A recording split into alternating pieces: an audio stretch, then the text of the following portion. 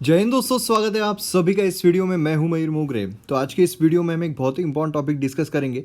WHO chief scientist उन्होंने कहा कि कोविड अब भारत में हमेशा के लिए रह सकता है। क्यों ऐसा कहा उन्होंने, किस फेज में इंडिया एंटर कर रहा है, ये सारी चीज़ें हम आज के इस वीडियो में डिस्कस करेंगे। मैं हूं मयूर मोगरे, चलिए शुरू करते हैं। तो भारत जो है वहाँ पर अभी थर्ड वेव का खतरा जो है वो मंडरा रहा है। मतलब जल्दी ही थर्ड वेव जो है वो आ सकती है। बहुत सारे जो न्यूज़पेपर है वो तो बोल रहे हैं कि थर्ड वेव ऑलरेडी आ चुकी है। कई जगहों पर केसेस जो है बढ़ते हुए नज़र आ रहे हैं। उसी के साथ साथ कई न्यूज़पेपर जो है वो ये क्लेम कर रहे हैं कि सितंबर, अक्टूबर, नवंबर तक हमारे यहाँ पर थर्ड वेव जो है बिल्कुल उफान पर रहेगी। और थर्ड वेव सेकेंड वेव के मुकाबले अगर हम देखते हैं तो थोड़ी कम रहेगी, ऐसा यहाँ पर बोला जा रहा है। अब उसके पीछे भी कई कारण बताए जा रहे हैं। पहला कारण तो ये बताया जा रहा है कि सेकेंड वेव के बाद अभी काफ़ी सारे लोग जो हैं उनके शरीर में एंटीबॉडीज़ ऑलरेडी आ चुकी है, क्योंकि काफ़ी सारे लोग इन्फेक्ट हो गए थे। दूसरी चीज़ ये बताई जा रही है कि कई सारे लोग जो है वैक्सीन ले चुके हैं, इसीलिए अभी जो वेव रहेगी वो इतनी ज़्यादा अफेक्ट नहीं करेगी, इतनी ज़्यादा हैम्परिंग नहीं करेगी। तो ये सारे तर्क यहाँ पर लगाए जा रहे हैं। अब थर्ड वेव कब आती है कब नहीं आती है वो तो वक्त ही बताएगा। थर्ड वेव तब आती है जब एक्चुअल में जो केसेस है वो राइज हो रहे हो, या फिर थर्ड वेव तब आती है जब जो टेस्टिंग है वो बढ़ा दी गई हो। तो टेस्टिंग बढ़ाएंगे तो अपने आप केसेस बढ़ जाएंगे। तो किस वजह से थर्ड वेव आती है ये तो वक्त ही बताएगा, लेकिन ऐसा सब अनुमान जो है वो लगा रहे हैं।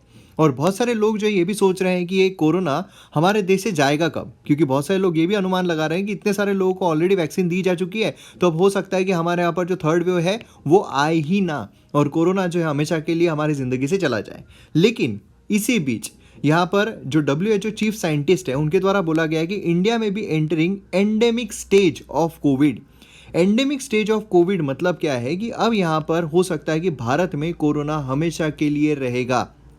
कोरोना कभी भी भारत से बाहर नहीं जाएगा, क्योंकि भारत एंटर कर रहा है एंडेमिक स्टेज में। तो ऐसा यहाँ पर बोला जा रहा है। तो बेसिकली एंडेमिक स्टेज क्या है? देखिए, जब कोरोना आया था उसको पेंडेमिक घोषित किया गया था। उसके बाद से ही ये एंडेमिक, एपिडेमिक, पेंडेमिक, ये सारी जो टर्मिनोलॉजीज है काफ़ी ज़्यादा सुर्खियों में रह रही थी।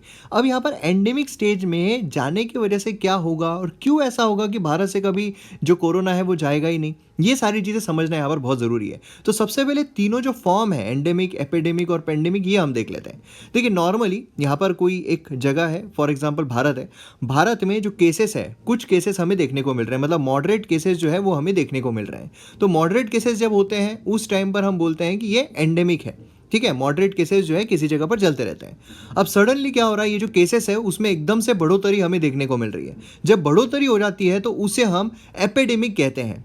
अब ये जो केसेस यहाँ पर इंक्रीज हो रहे थे, समझ लीजिए अब वेरियस कॉन्टिनेंट्स में स्प्रेड होना शुरू हो जाए तो फिर उसे हम पेंडेमिक कहते हैं। अभी कोरोना आप सभी को पता है कि हर जगह पर ये स्प्रेड होता हुआ हमें देखने को मिला। पूरे वर्ल्ड में ही कोरोना जो है उसका अकाल हमें देखने को मिला। इसकी वजह से उसे पेंडेमिक जो है वो घोषित किया गया था। फिर धीरे धीरे क्या हुआ कि जहाँ जहाँ से वो चला गया वहाँ से चला गया। लेकिन अब यहाँ पर इंडिया जो है वो एंडेमिक स्टेज पर एंटर कर रहा है। एंडेमिक स्टेज मतलब क्या है कि किसी जगह पर, किसी पर्टिकुलर जगह पर अगर वो कम फॉर्म में, मॉडरेट फॉर्म में रहे लेकिन ट्रांसमिट होता रहे, पूरी तरीके से वो इरेडिकेट नहीं होगा उस देश से, उसे हम कहते हैं एंडेमिक स्टेज जो है वो आ गई है किसी पर्टिकुलर जगह पर। क्लियर है? तो अब यहां पर जो हमें देखने को मिलता है वो ये है कि something that is present all the time, हमेशा के लिए जो प्रेजेंट रहे, उसे हम कहते हैं एंडेमिक। अब देखिए, एंडेमिक होगा क्यों? क्यों ऐसा होगा कि कभी इरेडिकेट नहीं होगा? देखिए, क्या होता है कि कोई भी पैथोजन, कोई भी बीमारी अगर वो ह्यूमन में ही बन रही है और ह्यूमन से ही ट्रांसमिट हो रही है, तो एक बार का ठीक है कि ह्यूमंस को हम वैक्सीन देकर, ह्यूमंस को हम गोलियां देकर, वैक्सीन को हम गोलियां मारकर, कैसे ना कैसे हम वो जो मतलब बीमारी है, वो जो बैक्टीरिया है, वो जो पैथोजन है, वो जो वायरस है, उसको हम निकाल दें।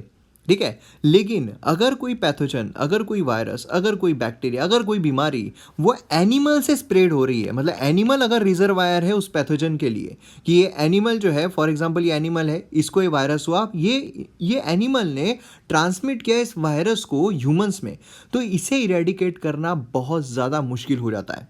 और अगर हम यहाँ पर कोरोना की बात करते हैं तो ये क्या है, ये ह्यूमंस में एनिमल से ट्रांसमिट होता है ना।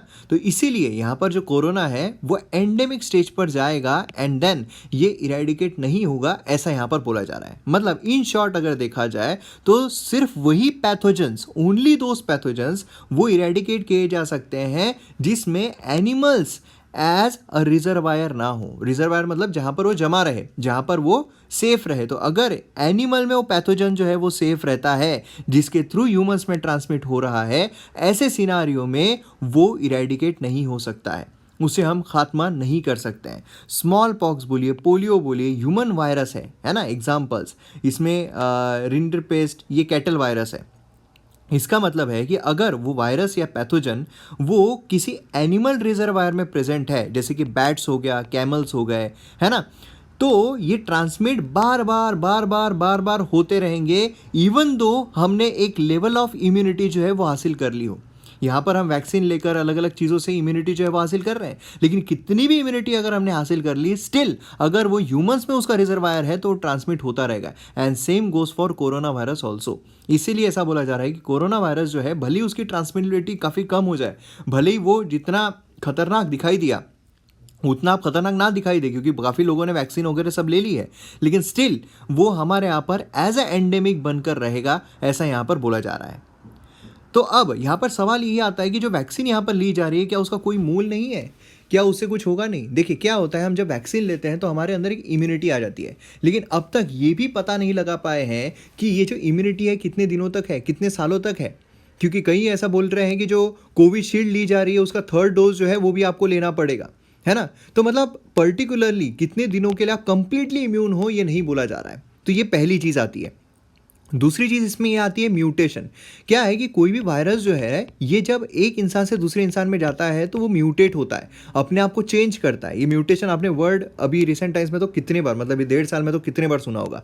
तो म्यूटेट होता रहता है। अब म्यूटेट होने के बाद ये वैक्सीन जो है ये इस म्यूटेशन पर काम कर रही है, लेकिन दूसरे म्यूटेशन पर जो उसका दूसरा रूप है हो सकता है उस पर काम ना करे, तो वो यहाँ पर इन्फेक्ट कर दे लोगों को, है ना। क्योंकि यहाँ पर एनिमल में तो वायरस है ही, एनिमल से अलग अलग जगहों पर स्प्रेड होता जा रहा है, तो इसके वजह से क्या होगा, इसके वजह से स्प्रेड जो है वो होता ही रहेगा। ऐसा यहाँ पर हमें देखने को मिल रहा है। और डेल्टा वेरिएंट आप सभी को पता है कि काफ़ी डोमिनेट कर रहा है, अगर वैक्सीन ली भी हो फिर भी वो लोगों को इन्फेक्ट कर रहा है। तो ऐसी सारी चीज़ें हमें देखने को मिल रही है। इसी वजह से बोला जा रहा है कि एंडेमिक स्टेज में हम जा चुके हैं, और इस वजह से भारत में कोरोना वायरस जो है काफ़ी दिनों तक, काफ़ी सालों तक रहेगा, ऐसी आशंका यहाँ पर जताई जा रही है। MM एकेडमी आपको वेरियस कोर्सेज जो है वो देखने को मिलते हैं, इसलिए आप वेबसाइट जो है विजिट कीजिए themmacademy.in। यहाँ पर आपको बहुत सारे कोर्सेज दिखाई देंगे जो आपको एग्जाम में काफ़ी ज़्यादा फायदा पहुँचाएंगे। इतने कम प्राइस में आपको हाईएस्ट क्वालिटी कंटेंट जो है वो देखने को मिल रहा है। इसीलिए यहाँ पर कैटेगरीज में जाओगे तो various disaster management, environment ecology, governance, geography, internal security, बहुत सारे कोर्सेज आपको दिखाई देंगे जो बहुत ही बेस्ट है। आप एक बार ट्राई करके देखिए, डेमो लेक्चर देखिए, आपको मज़ा आ जाएगा। तो विजिट कीजिए themmacademy.in। तो अब मैं उम्मीद करता हूँ कि आपको ये जो पूरा वीडियो है अच्छे समझ में आ गया होगा, और क्या यहाँ पर बोला गया है, किस वे में बोला गया है, किस तरीके से बोला गया है, ये सारी चीज़ें आपको समझ में आ गई होगी। तो और ऐसे ही वीडियोस देखने के लिए चैनल को सब्सक्राइब कीजिए। उसी के साथ साथ आप मुझे फेसबुक, इंस्टाग्राम पर भी फॉलो कर सकते हो। मिलते हैं अगले वीडियो में। जय हिंद।